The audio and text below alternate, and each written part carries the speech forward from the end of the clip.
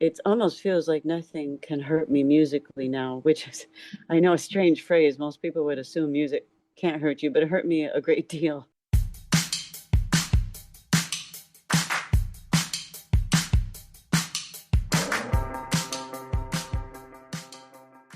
Hello, and welcome to another episode of Live Through That. I'm your host, Mike Hipple, and on this podcast, we'll dig deeper into a pivotal moment into the lives of some of my favorite artists from the 80s and 90s. This week, I am so pleased to have Kristin Hersh on the podcast.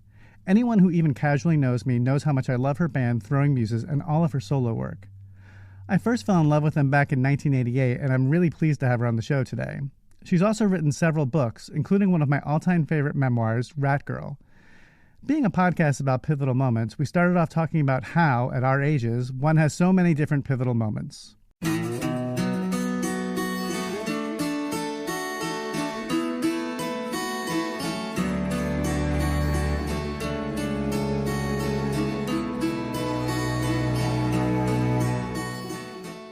I think you're right that as you move through time, pivotal moments are a pyramid on a foundation of other pivotal moments, meaning that it takes a lot to make you do a life double take.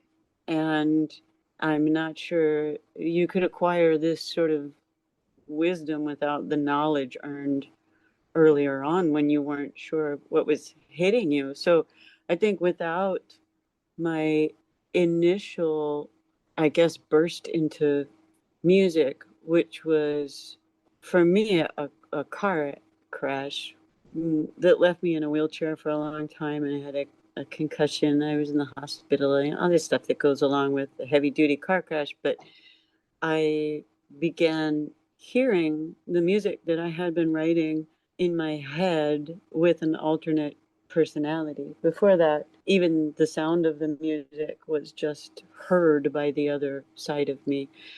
But this concussion, for some reason, allowed me to hear that music and allowed me to hear the process of turning sound into these songs. And so what that did to my life pictures was to show me that I wasn't particularly in charge of what sequence of events was glowing musically, meaning this must be a song. And that's a sort of selfless, literally selfless orientation that I needed to begin my songwriting process. And then I would say the next time I learned to be selfless and musical was when my first baby was born, which was only a few years later. And if you create life, you realize, oh, when you create things, they're happening to you. You don't create anything. You just have to be open, and you have to know how to disappear. So if you have a baby in front of you, you know for real you are not the story in any way. You are here to give. So I would say those two events together set up every other pivotal moment in my life. And the next big one was realizing that the music industry had very little music in it, that the corporate industry preferred to leave music out of the equation because a music listener can't be told what to buy. And it all hinges on fashion, meaning something that is not timeless, but is planned obsolescence essentially. And the audience for that can be told what to buy. So I extricated myself and my band, and we began the DIY process before DIY. So the next pivotal event was when I went wholly DIY with my band 50 Foot Wave as an experiment in how far outside these margins we could live. And that's still the moment I'm writing on. I'm still very interested in how not to be measured, how not to apply the almighty dollar or units sold to something that I consider to be more impactful than that. And to be fair, the next pivotal moment really is engaging back in the industry, saying, well, if I don't have to earmark funds for production, promotion, and distribution, then I'm going to look and see where this paradigm has shifted in the industry itself. And I'll participate because I don't know how much impact you can have if you remove yourself from the landscape. Let's go back a bit and talk about the early days of her band and how they came to work within the industry in the first place. Throwing Muses were famously the first American band signed to 4AD Records by the legendary Ivo, and that led to their experiences working with Warner's in the U.S. We were on different labels all over the world. 4AD was England, Rough Trade in Germany, Flying Nun in New Zealand. It was because we're American, we considered ourselves a Warner Brothers band. And so Ivo was the one who talked me into signing with Warner Brothers. He said, if the landscape is changing, you should be a part of that. And I thought, like a lot of people, like say X, the Violent Femmes, we thought, yeah, we should be a part of this. We want to work. And we thought we were getting the opportunity to work. It became pretty clear pretty quickly that they wanted product, which I think is wrong, and sexism, which I think is wrong. And I'm not saying that the patriarchy is men. I'm saying it's, that's a sexist thing to imply. I'm saying it's chicks and dicks. Anyone who is going to respond in the positive to something that elementally wrong is going to benefit from it.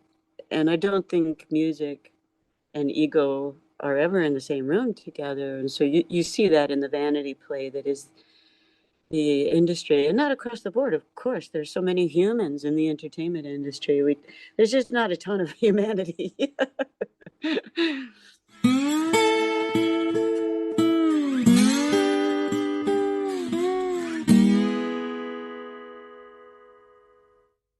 Throwing Muses' song Dizzy from their 1989 album Hunk Papa was my first introduction to the band, and I'd heard that Kristin is not necessarily that fond of the song or that record.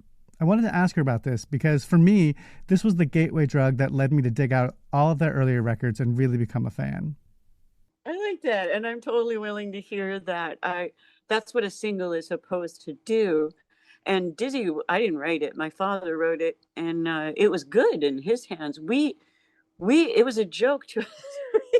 My dad's name is Dude. He's this little hippie. We took Dude's song and we just turned it lame on purpose, because sort of just making fun of the whole idea that it has to be stupid. The premise being there's an equation where lowest common denominator is what makes money. Therefore, there is such a thing. But there isn't. Those are human beings out there. And if all they have to buy is crap, then they're going to buy crap and they're going to feel like, yay, crap. And I just didn't want to play that game, but I hadn't figured out how to straddle, because after that, my singles were okay. Like Counting Backwards, Bright Yellow Gun, Your Ghost. These are good singles, and they should play that role without being the joke that we meant Dizzy to be. But we didn't care. It was all this stupid game. We just wanted to work. And they said to me, the rest of the record is all about you. You can do whatever you want. We want one dumb song to play on radio. And so I thought, my bandmates are going to starve if I don't do something. So I did that. But I appreciate you saying that. There was nothing manipulative like that horrible, hey boys thing. At least I didn't do that.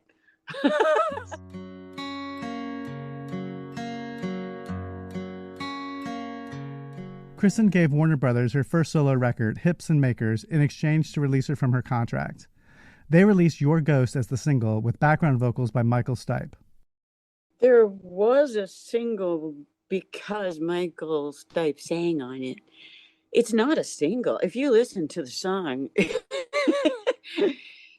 it's not a single, but they do things the way they do things. And Michael knew the songs already because he heard the demos. I think he got them off of desk in Athens, and he would call sometimes while I was making the record just to make sure I wasn't screwing it up.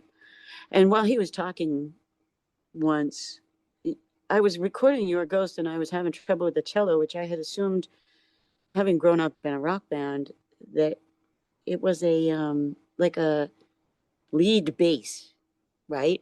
I mean, wouldn't you think? But no, it's like a horse. It's really difficult to record cello.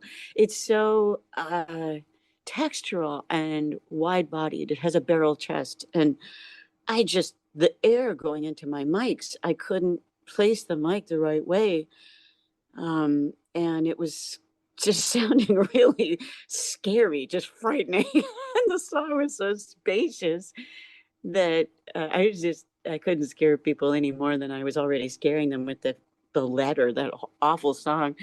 And so Michael was talking, and I just wasn't listening, but his voice drew the song and the cello together, and I just interrupted him and said, no, I know how to fix it. You have to sing on it, and don't worry, they're not going to release this record. They just feel sorry for me or something. And if they did, there would never be a single. And if there was, it would certainly not be this song.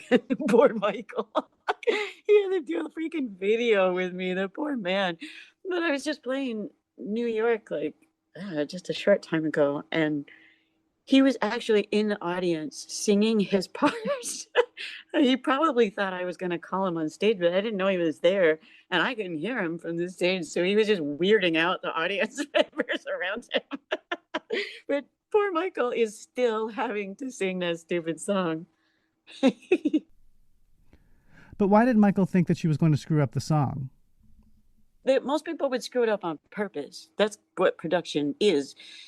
You make everything lame. So no matter how great the song, no matter how great the demo, you destroy it, trying to make everything radio friendly and appealing to the lowest common denominator. But I don't believe there is a lowest common denominator. I think the music could be good, and humans would respond with that part of them, not the vanity part, not the ego part, but the musical part, the soul part, and the real, the visceral. And I've seen it happen. And I would call that intelligence. That's the only measurable intelligence for me, because I speak a musical language. And that sonic vocabulary, when you aren't lying, people respond to it because they have bodies, because they're here. And that lame production really is the problem with Dizzy. It can affect song structure. It's just, once you begin that manipulation, that kind of lying, your song suffers until it's just product. And I can lose patience. I don't use producers anymore for this reason. I barely use engineers because they want everything to be tasty. They want it to be clean. They want it to be in a vacuum. And I would like to be challenged in music the way I'm challenged by the real world. And music should be in the real world, which is essentially, that's where it is. It's not, this is why you don't find it in the industry, but it's always been, it always will be, and it's everywhere. It is not an industry. Even my bands, we don't make records to release songs. We play. You jump in the river and you jump out of the river. Occasionally, we will freeze those moments, and those are called recordings. We'll dress them up. That's called production. Occasionally, we'll release these things to people, but not everything is a publishable endeavor. That's a quality that's very specific.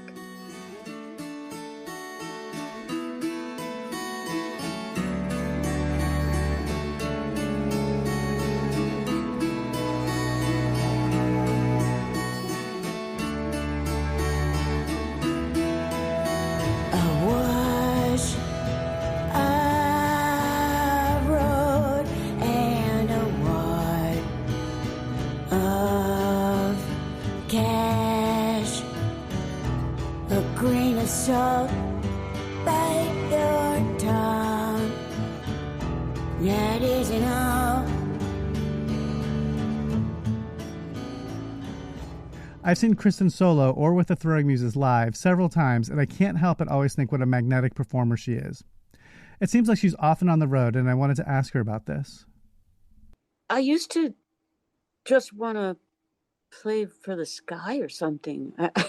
I'm really, really, really, really shy, and I'm not cut out for this attention economy. But I have to admit that it's for others. It's something that exists to walk around and make friends and help people. Um, and I can't get in the way of that. So I go on the road, and honestly, this is the hard part. The road is very difficult for me. It's a hard life anyway, but for me in particular, I'm just ill suited to it. and and I can handle the performances not because I'm a performer, but because I focus and I'm comfortable in music and I live in that world when I'm on the stage. It can confuse people that I just run and hide afterwards because I seem very comfortable up there.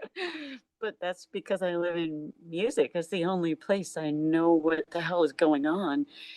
And yet I would much prefer to be in the studio knowing what the hell is going on. I know I can create beauty there. I know I can control these efforts, and then I could walk away and I could even die and the music would still be there. Uh, but the reason I'm still in my corner of the industry is because I can't make that math work. I need to raise money in order to work in the studio. It's very expensive. I know a lot of performers these days are skipping the studio altogether and recording at home. I wanted to know if this was something she was interested in. I could, and but the songs tell me how they need to sound. When songs need to sound like that, they will. But these last few records have needed to sound different. And the production technique has been all over the place. My last solo record, Possible Dust Clouds, was recorded in a fashion that was meant to mimic the live experience, not live recording, but how it feels with all that motion. So each bass part moves all over the place sonically. The drums do as well, and there's a chaos that is sort of creates an erratic heartbeat because of the way sound moves around a room. That a glockenspiel of all things was really good at bringing out how you play it in a really annoying way, which I did. And then this record that I'm touring, Clear Pond Road, it was the opposite. It's on top of the beat, which is something you cannot do in a band, say, which is Throwing Muses in 50-foot wave. You got to sit behind a kick as best you can for the groove, and then you're only on top if you want to make people tense. And this whole record is on top in an almost Celtic fashion, or like a Spanish guitar, and it's played on a baritone, so it doesn't even sound like an acoustic record. I octavized the baritone so it's spread really wide. A very, very strange sound, and I don't know that people listen for production technique, but that's good. It should hit them viscerally. They should not be looking at the superficial, and it's literally superficial. Obviously it can still have meaning, but if I weren't engaged in that functionality, I think my role would be reduced to something very, very skeletal and not as impactful in the world. I have to say, like I know how to use Pro Tools and all that, but and it could happen. But so far, I have to listen to the demands of the songs. If it's a Throwing Muses record, then I make a goddamn Throwing Muses record and I fly them from all over the place, and it has to sound like this. The last Throwing Muses record before Sun Rocket had like 40 songs on it. So even though it was essentially recorded live, it took, it was as expensive as, as a very intricately produced effort. In the early 2010s, Kristin started EMDR to help her deal with some PTSD issues after being misdiagnosed for many years with things like bipolar disorder or schizophrenia. I was curious how she came to this treatment. I had been gaslighted plenty in my life. And we actually used that term for years before anybody else, my drummer and I, saw the movie and adopted the term. And I'm real nice. I don't know how else to put it. I'm not pliant necessarily, but they would say, oh, this is hallucinating, so you're schizophrenic. And I'd say, well, I don't think I'm crazy. And could we allow for that? And they'd say, no, nobody thinks they're crazy, but we care and we want to help. And then it became bipolar. And I said, I've never been manic or depressed. And they said, oh, it's a mixed state. It's like, well, it just seemed to be about diagnosis of the day. And I tried to pull myself out, but they would wear you down, and they say, well, it's a symptom of bipolar disorder to claim not to be bipolar. And I said, well, it's also a symptom of not being bipolar to claim not to be bipolar. And this is music. Music is real, and you can't hear it, so you don't know it. And they'd say, you're not supposed to live that way. Look around you. How common is it? And they make a good point. But it was really PTSD that was leaving me so shaken and such a victim. And I was talked into EMDR, which I'm not sure I really should have done, because I lost every layer of protection against trauma. And I lived, like I said, and so I still play music. But I don't recommend it to everyone, because it's not a mental illness. This is it's a survival mechanism, and when they take it away, nothing takes its place, unless you live. And I did. And so music and life and love and all that good stuff, which they all have the hard stuff in them too, that took its place. And obviously, when a survival mechanism turns dark, it's not helping you survive any longer. It was a longer process for me than it was for some of the other sufferers of PTSD I have known, particularly like Gulf War veterans who come to my readings to talk about this. And I don't know if it's because it was so entrenched in time, or because it was about a child and not me. But it took about 6 months of really brutal chemo for the psychology. And I assumed I was giving up songwriting, but I wasn't at all. In fact, being aware of the process, being a participant, becoming more like the songs, becoming integrated, as they call it, gave me a muscularity and lost me a lot of fear at the same time. I would say it almost feels like nothing can hurt me musically now, which is, I know, a strange phrase. Most people would assume music can't hurt you, but it hurt me a great deal. And I stand by that. It doesn't hurt more than, say, love, which could hurt anybody. But it is now something that I'm so honored to watch pass. It's the weather of my religion, I suppose. Did this affect your songwriting? Songwriting really can't change. It's just listening. It's being aware that if you don't tap in, you're creating either a Frankenstein monster or something manipulative, and which is essentially what the industry runs on. Those are, for the most part, actors making sounds. I'm not saying that product isn't sound any more than I would say that fast food doesn't have calories, but tapping in is a different thing. So this is just really me whining personally about how to get around tapping in if you are compelled to. In addition to the music, Kristin has written a few rather amazing books. Her first, Rat Girl, was a memoir on her early days discovering music and is right up there with Patti Smith's Just Kids in terms of amazing music memoirs and should definitely be on your reading list. She's also written a second memoir called Seeing Sideways about raising her children. Where Rat Girl seemed more narrative, Seeing Sideways seemed more impressionistic, and I wanted to ask her about that difference. I don't have a lot of intent when I'm doing the right thing. Rat Girl sucked for 2 years because it was clever. And then when it finally found its voice, I was just chasing it around. So I knew when they asked me to write the sequel that I was going to have to chase it around. There was no way I could disrespect the 30 years of raising children with clever. And so that didn't happen. And so, yes, it's very literally lyrical. It's like my lyrics and prose poetic. But because I didn't use names except for my children's names,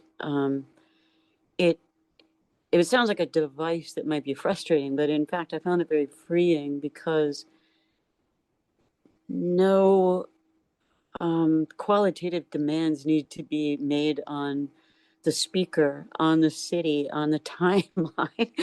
It's all dreamlike, which is what memoir is. It's memory. And if dream plays no role in your memory, then you don't have enough magic, and it's not for recording. It's not for writing down. It's similar to a song. It's not publishable, and a book has to be published. So I found myself realizing that the literal truth is the most poetic form you could possibly grasp and reflect. It's all literally true. And as you know, if you can take out all the boring parts of the last 30 years, your life sounds fucking insane. And so that plays well. Insanity plays really well when you're telling a story, because that's what we remember. Nobody remembers the less impactful moments because that's not what glows. So Seeing Sideways taught me, coming full circle on pivotal moments, what glows about your life in a way that would compel you to share it, no matter how shy you are.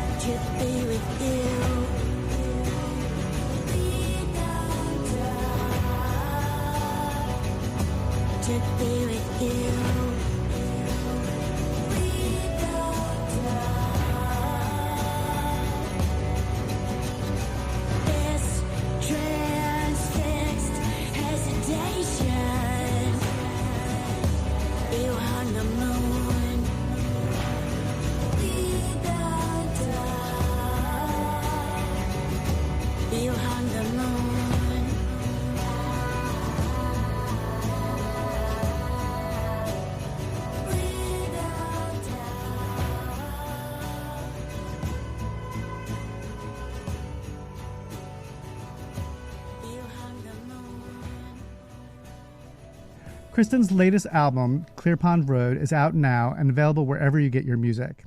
Throughout this episode, you've been listening to bits and pieces of her song Eyeshine from that album. She also has a new book available called The Future of Songwriting and will be out touring supporting both throughout the spring and summer. You'll find a link to her website in the show notes to find out more about all of those things. And that's it for today's episode. Thank you so much to Kristin for talking with me. It truly was an honor.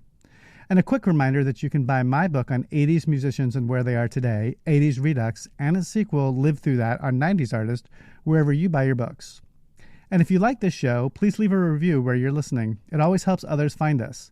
And of course, subscribe so you'll know when the latest episode comes out. You can follow me on Threads at Mike Hipple and at Facebook at Mike Hipple Photo, all one word. Thanks for listening.